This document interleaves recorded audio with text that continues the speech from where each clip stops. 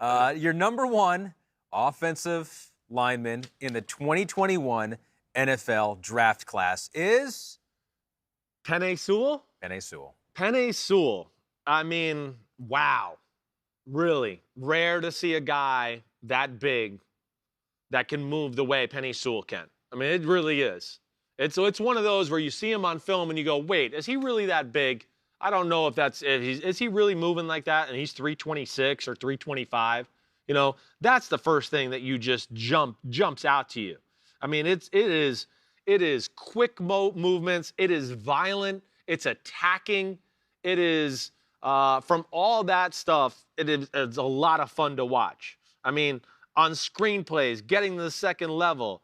I mean, I wrote moves like an offensive tackle who's 300 pounds. I mean, that's what he looks like. Great pop coming off the ball. Aggressive run blocker, run or pass. You know, and again, I loved in the pass game too how, you know, he kind of cut the distance a lot of time. He wasn't going to sit there and like, oh, yeah, go ahead, get all your momentum so you can crush me. Right. I'm a really good athlete. I'm going to get out there and kind of attack you and stop you right here and do it from there. Right? There was a lot of that. And I think that's what, you know, I really love. You know, his arms look really long on film. I don't think they measured as long as I thought they looked, but I just think between his punch, you know, the way he initiates contact, his upper body strength, you know, again, in those stalemates where you got to, okay, I got to get this guy off me or push him to the ground. He was phenomenal that way. And then the run game is insane. I mean, the run game is, you know, angles, can pull, second level, can just flat out dominate you, you know, can cut you off as far as just like, oh, wait, I got to get out there and not let that guy get the screen, get our running back in the screen. Let me run out there and just, you know, set a moving pick. You know, reach blocks, all that are just absolutely through the roof. I just have a hard time thinking the Bengals at 5 aren't going to take this guy. Really? I do. I have a hard time. You know, with as much as Joe Burrow got hit last year and everything like that, I would think that there's going to be a lot of interest in this guy there. You would take him over a guy like Jamar Chase, like a wide receiver. The reunion of the LSU guys. It's a tough one. Yeah. It is a tough one. But we you know, saw how what they important... got to balance is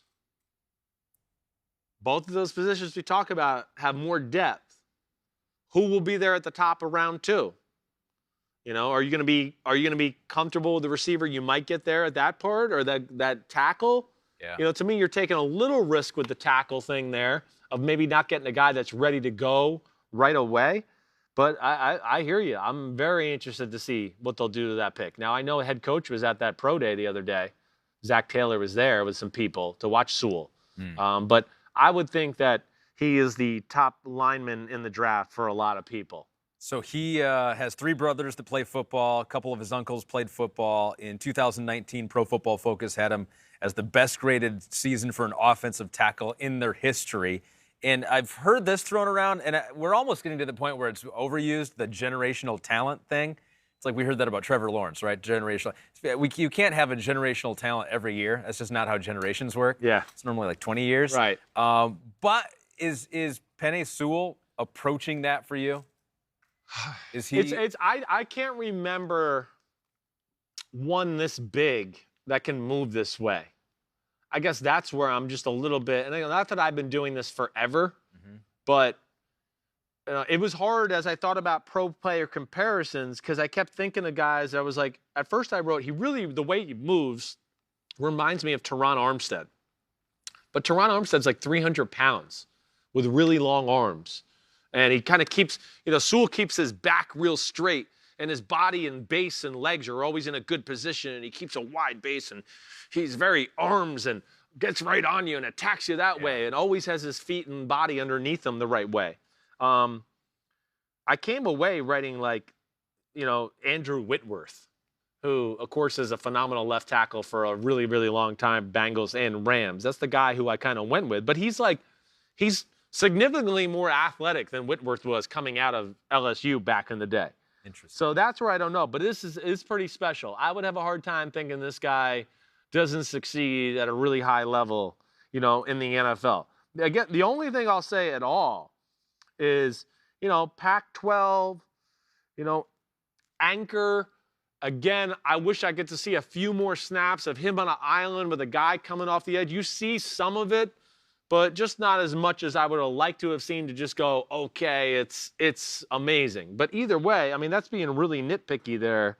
Everything else is awesome. I don't know if you brought this up. Sorry if you did. Yeah. Grant Johnson 5 said, speaking of the competition in the Pac-12, did you watch the Penei Sewell film in 2019 when he went up against Derek Brown? That film debunk the weak Pac-12 competition theory with him? Well, yeah. Listen, again, there's plenty of good D linemen in the Pac-12. I mean, really, when you start to get down to it, it's maybe it's second after the SEC. It's certainly not the Big 12. It might have more than the ACC when you really get through it all. So there's plenty of talent there to look at it that way. You do get to see some snaps. It's not a lot because Derek Brown's a defensive tackle, right? So it wasn't a lot at him on Sewell. But what you did get to see in that game, too, was Marlon Davidson, who's a second rounder for the Atlanta Falcons last year. You got to see him go against him. And Davidson was a big defensive end. I mean, I want to say he was around 290-something pounds as a defense end. And he certainly was capable of holding his own in that matchup. That made me feel good. There's no doubt about that. But it's a college offense, you know, again, and it's just amazing how you can go through games and go, damn, he just never has to really pass protect. But pretty awesome. He is young still. He is 20 years old, does not turn 21 until October. So, still room tough to attitude, there, athlete. He's going to get bigger and stronger. Yep. I think you got to take those things into account. This to me would be the slam dunk first lineman off the board.